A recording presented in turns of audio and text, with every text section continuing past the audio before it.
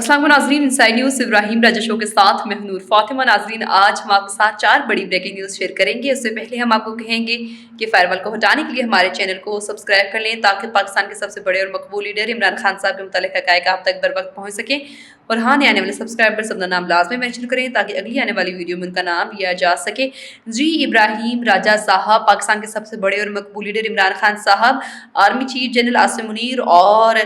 कौन सी अहम तरीन शख्सियत पर इस वक्त आलमी पाबंदियाँ लगी हैं, इस हवाले से हमारे नाज़रीन को आगाह कीजिएगा। देखें नूर, मरियम नवाज के एक कारिंदे के army chief general Asim Munir, फौजी इस्टेब्लिशमेंट और ताकतवर हलकों पर हमले, एक जनरल इमरान खान साहब के मुतल्लिक एक लॉन्च करदा ब्रेकिंग न्यूज़ जो पाकिस्तान के सबसे बड़े न्यूज़ चैनल पर नशर की गई है। इस खबर के 2 नुकात और 2 ज़मीनी हक़ाइक़ और पाकिस्तान के सबसे बड़े और सबसे मकबूल लीडर इमरान खान साहब की रिहाई के मुतल्लिक बरतानिया से क्या ताज़ा तरीन और अहम ब्रेकिंग न्यूज़ आई है, ये ब्रेकिंग न्यूज़ भी अपने व्यूअर्स के सामने रखेंगे। सबसे पहले army chief general Asim Munir, Imran Khan साहब और जनरल फैज़ हमीद के मुतल्लिक एक लॉन्च करदा खबर से आपको आगाह करते हैं। ये खबर पाकिस्तान के सबसे बड़े न्यूज़ चैनल ने नशर किया है। इस खबर के 2 नुकात पहले आपके सामने रखते हैं और उसके बाद 2 ज़मीनी हक़ाइक़ से भी आपको आगाह करेंगे। अब इस खबर के पहले हिस्से में army chief general Asim Munir का रेफरेंस दिया गया। इसी खबर में इमरान खान साहब का हवाला भी दिया गया। उसके बाद इस खबर के पहले नुक्ते में यह कहा गया कि साबिक DG ISI जनरल फैज़ हमीद 50 के करीब सियासतदानों से राब्ते में थे, इनमें से कई का ताल्लुक तहरीक इंसाफ से था। उसके बाद इस खबर के दूसरे हिस्से में यह कहा गया कि इमरान खान साहब के जनरल फैज़ हमीद के साथ जेल से राब्तों के मुतल्लिक अभी तहकीकात की जा रही हैं कि क्या ये राब्ते थे या नहीं थे, डायरेक्ट राब्ते थे या इनडायरेक्ट राब्ते थे। उसके बाद इस लॉन्च करदा खबर में यह कहा गया, जराए को कोट करके, कि बाखबर जराए के मुताबिक आर्मी एक्ट के तहत जनरल फैज़ हमीद को रिटायरमेंट की तारीख से 5 साल तक किसी भी किस्म की सियासी सरगर्मी में हिस्सा नहीं लेना चाहिए था। इससे पहले यह पाबंदी 2 साल के लिए थी, लेकिन 2023 में आर्मी एक्ट में जो तरमीम की गई उसके बाद यह शर्त आयद की गई थी कि कोई भी फौज का जो मुलाजिम है या मुआविन है या किसी हसास ड्यूटी पर मामूर है तो वो अपनी रिटायरमेंट के बाद 5 साल तक हर तरह की सियासी सरगर्मी में हिस्सा नहीं लेगा। लेकिन उसके बाद इस खबर का तीसरा हिस्सा बहुत दिलचस्प है। इस खबर के तीसरे हिस्से में यह कहा गया कि जराए ने यह दावा किया कि गिरफ्तारी से पहले जनरल फैज़ हमीद को फौजी हुकाम की जानिब से एक पैगाम भेजा गया था और उन्हें यह कहा गया था कि रिटायरमेंट के बाद आपकी कुछ सरगर्मियां काबिल एतराज हैं, इसलिए आप ये सरगर्मियां ना करें। लेकिन वो बाज नहीं आए। लेकिन यहां पे जो एक अहम तरीन नुक्ता है, जिसको आप ये कह लें कि एक ब्रेकिंग पॉइंट है, वो ये है कि रिटायरमेंट के बाद तो किसी भी जनरल के बेशुमार लोगों से राब्ते हो सकते हैं। रिटायरमेंट के बाद किसी भी शख्सियत का एक बहुत बड़ा सोशल सर्कल हो सकता है, जैसे कि जनरल फैज़ हमीद सैकड़ों शख्सियात से राब्ते में होंगे रिटायरमेंट के बाद। जो 50 से ज़ायद सियासतदान बताए गए हैं, इनमें से कई सियासतदान नून लीग के होंगे, पीपल्स पार्टी के होंगे। यहां तक कि जनरल फैज़ हमीद की साहबजादी की जो शादी हुई थी उसमें नून लीग और पीपल्स पार्टी के वुज़रा भी शरीक थे। तो क्या ये सब मिलकर जनरल फैज़ हमीद के साथ मिलकर कोई साजिश कर रहे थे? इसलिए ये इंतहाई भोंडा इल्ज़ाम है कि वो इमरान खान साहब से या PTI के रहनुमाओं से राब्ते में थे। लेकिन यहां पर army chief general Asim Munir और मरियम नवाज के मुतल्लिक एक हैरानकुन खबर से आपको आगाह करते हैं। मरियम नवाज ने अब एक घिनौनी वारदात की है army chief general Asim Munir, फौजी इस्टेब्लिशमेंट और इस्टेब्लिशमेंट जो ताकतवर हल्के हैं उनके खिलाफ, क्योंकि इससे पहले मरियम नवाज ने जो इस्लामाबाद के D चौक में खूनरेजी हुई, इसका इल्ज़ाम भी इस्टेब्लिशमेंट पर डालते हुए ये कहा कि मैंने तो पंजाब पुलिस को ये कहा था कि गोली बिल्कुल भी आपने नहीं चलानी। यानी उन्होंने ये तासुर दिया कि जो कुछ हुआ है हमारी साइड से नहीं, अस्करी साइड से हुआ है। लेकिन अब उनके कारिंदे ने, मरियम नवाज के कारिंदे ने बराह रास्त आज के दिन में army chief general Asim Munir और जनरल बाजवा के खिलाफ क्या बयान दिया है, इसके ऊपर कमेंट करके आप अपनी आरा का इजहार भी करें। क्योंकि जो मरियम नवाज के ये कारिंदे हैं, इन्होंने ये कहा कि हमारी जो हुकूमत है 2022 में یہ جنرل فیض نے بنوائی تھی۔ شہباز شریف اور نواز شریف دونوں حکومت بنانے پر تیار نہیں تھے، ہماری حکومت زبردستی بنوائی گئی۔ عمران خان کی حکومت بھی جناب باجوہ کی اسٹیبلشمنٹ نے گرائی۔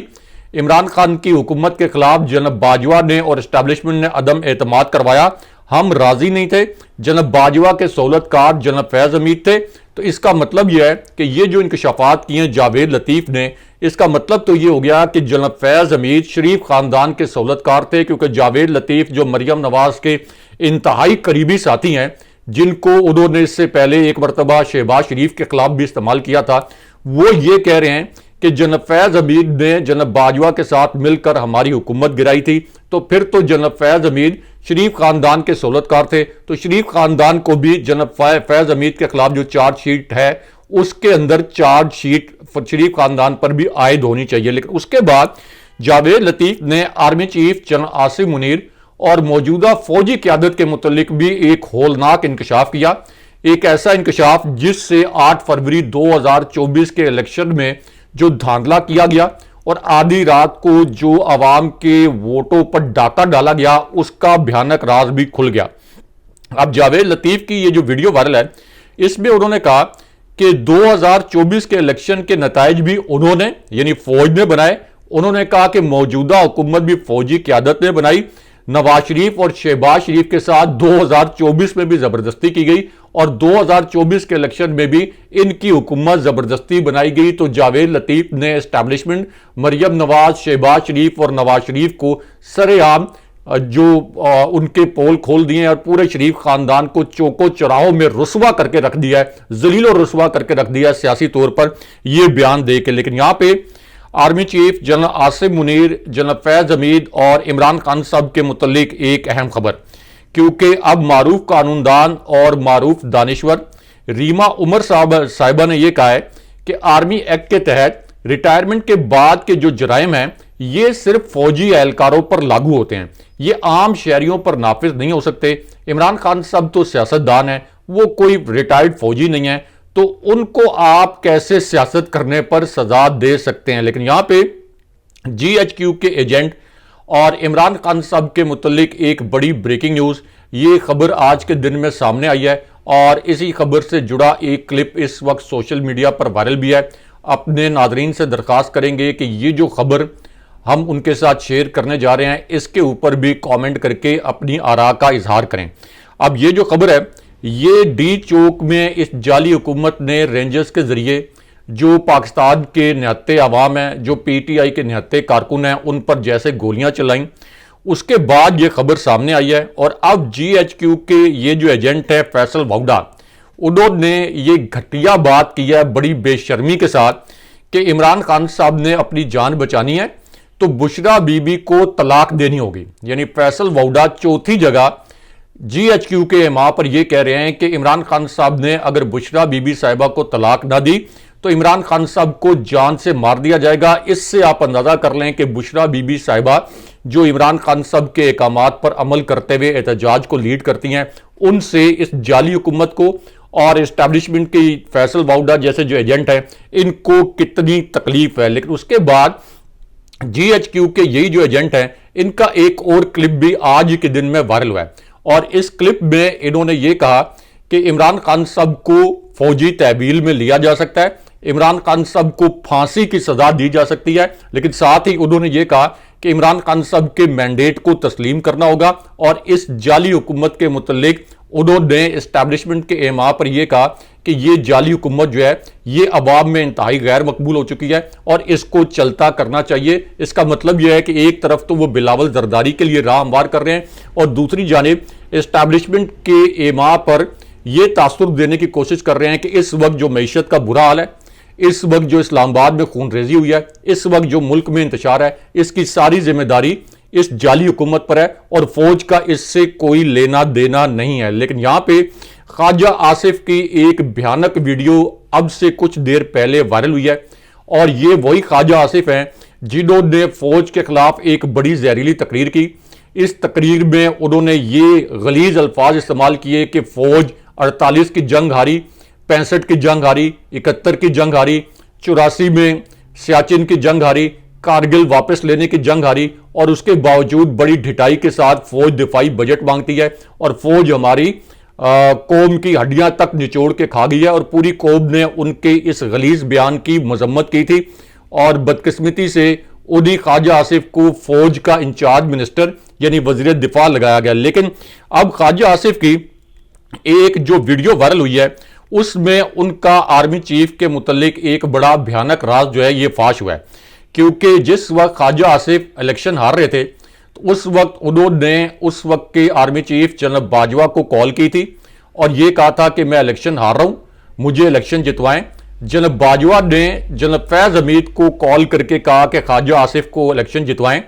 اس کے بعد جنرل فیض حمید نے خواجہ آصف کو عثمان ڈار کے مقابلے میں یہ الیکشن جتوایا۔ اس کی تصدیق حکومت کے حامی سمجھے جانے والے جو ایک کالم نویس ہیں انہوں نے اپنے کالم میں بھی کی، اور بعد میں بھی خواجہ آصف اور جنرل فیض حمید اس لیے رابطے میں رہے کہ خواجہ آصف جنرل فیض حمید کے احسان مند تھے کہ آپ نے مجھے یہ الیکشن جتوایا۔ تو اس کا مطلب یہ ہے کہ جنرل فیض حمید خواجہ آصف کے بھی سہولت کار تھے، اور یہ جو نام نہاد وزیر دفاع ہیں ان کو پکڑ کے بھی اندر ڈالنا چاہیے اور ان کے اوپر بھی چارج شیٹ جو ہے عائد کرنی چاہیے۔ لیکن یہاں پہ خواجہ آصف کا جو کلپ وائرل ہوا ہے اس میں یہ وہ کہہ رہے ہیں کہ جنرل فیض حمید کے خلاف جو چارج شیٹ سامنے آئی ہے اس میں لازماً عمران خان صاحب کا نام شامل ہے، حالانکہ جنرل فیض حمید جس وقت 9 مئی کے واقعات ہوئے اس وقت جنرل فیض حمید کا عمران خان صاحب سے کسی قسم کا کوئی رابطہ نہیں تھا۔ لیکن یہاں پہ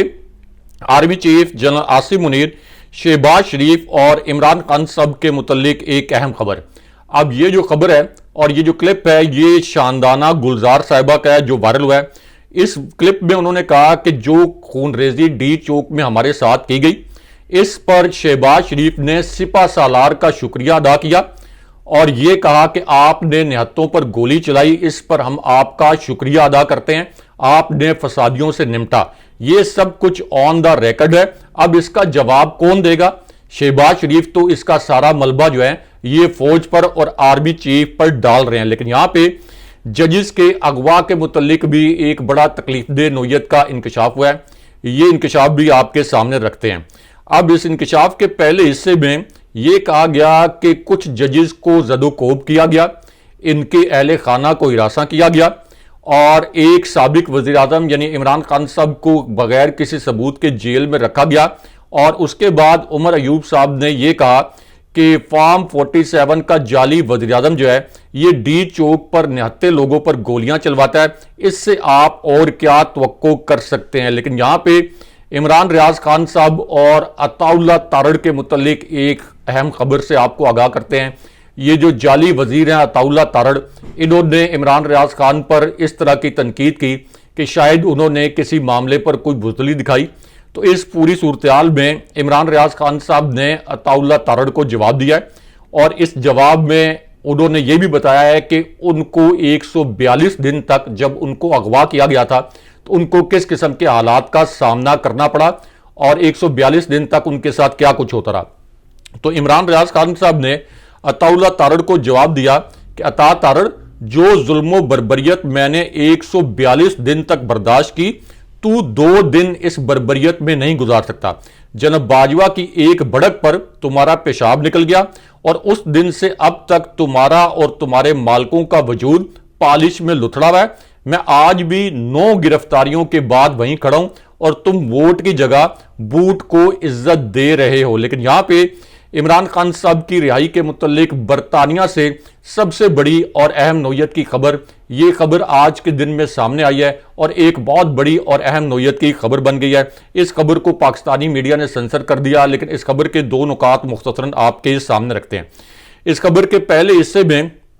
جس کا ایک کلپ وائرل ہے، اس میں اسکاٹ لینڈ کے جو فرسٹ منسٹر ہیں حمزہ یوسف، انہوں نے یہ الفاظ بولے کہ عمران خان صاحب کے ساتھ کیے گئے سلوک اور ان کو دی گئی جعلی سزاؤں پر ہمیں بہت شدید تشویش ہے۔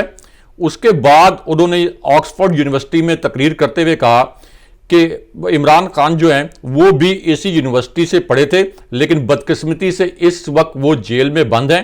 انہوں نے کہا کہ میں کسی بھی سیاسی جماعت سے وابستہ نہیں ہوں، لیکن عمران خان صاحب کو جس طریقے سے مسلسل قید کیا گیا ہے اس پر بہت پریشان ہوں۔ لیکن اس کے بعد انہوں نے ایک بہت آپ یہ کہہ لیں کہ تکلیف دہ بات کہی۔ انہوں نے کہا کہ الیکشن سے پہلے سیاسی مخالفین کو جیل بھیجنے کا سلسلہ جمہوری اصولوں کی جو بنیاد ہے اس کے خلاف ہے، اور خاص طور پر ایک ایسی قوم کے لیے جو میرے دل کے قریب ہے، جو کچھ وہاں پہ ہو رہا ہے اس سے میں بہت زیادہ رنجیدہ ہوں۔ لیکن یہاں پہ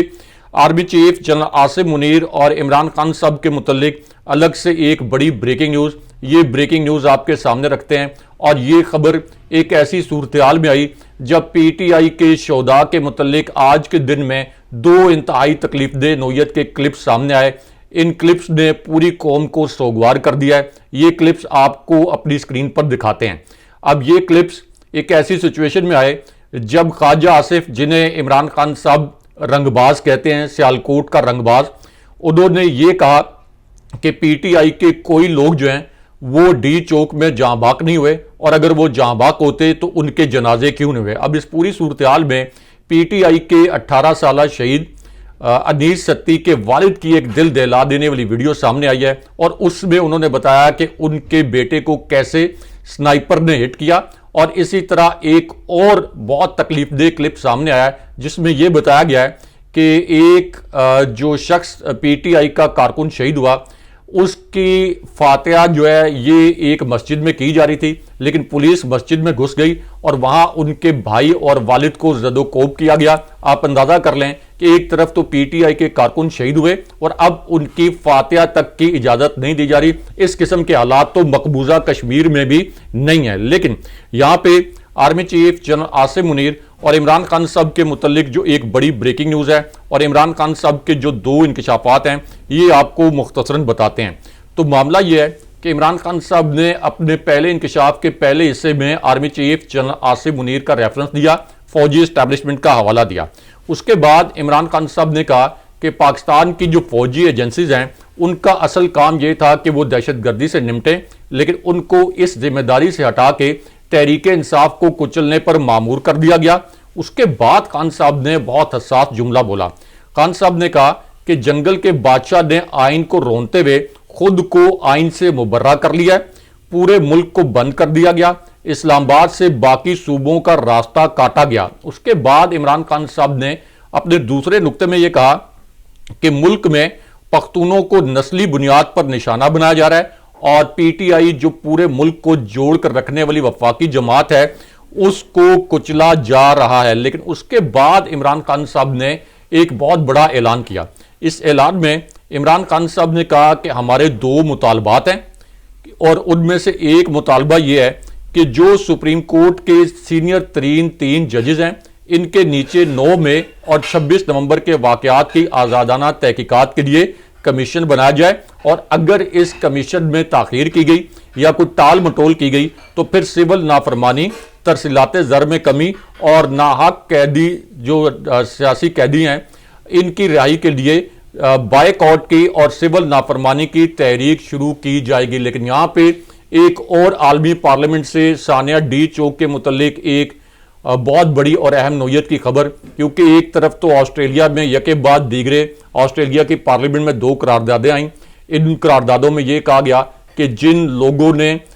ڈی چوک میں خون ریزی کی ان کے عالمی اثاثے منجمد کیے جائیں، ان کو گرفتار کیا جائے، ان کے پاسپورٹس کینسل کیے جائیں، ان کے خلاف مقدمات عالمی عدالت میں چلائے جائیں۔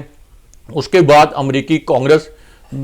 کانگریس مین جو ہیں انہوں نے اس حوالے سے ٹویٹ کیے اور خطوط لکھے اور اس سانے کی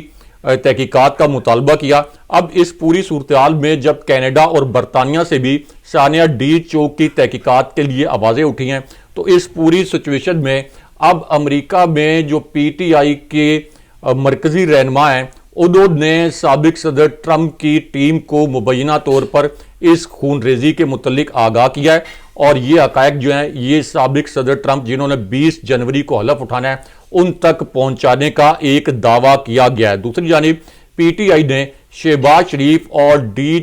شریف سے ڈی چوک میں جو خون ریزی کی گئی اس کے اوپر शहबाज शरीफ से और दीगर जिम्मेदारान से इस्तीफा तलब कर लिया। जी बहुत शुक्रिया इब्राहिम राजा साहब आगाह करने के। इसी के साथ अपनी मेज़बान और फातिमा को दीजिए इजाज़त। फिर मिलते हैं अगले प्रोग्राम में, तब तक के लिए खुदा हाफिज़। अल्लाह ने के मान।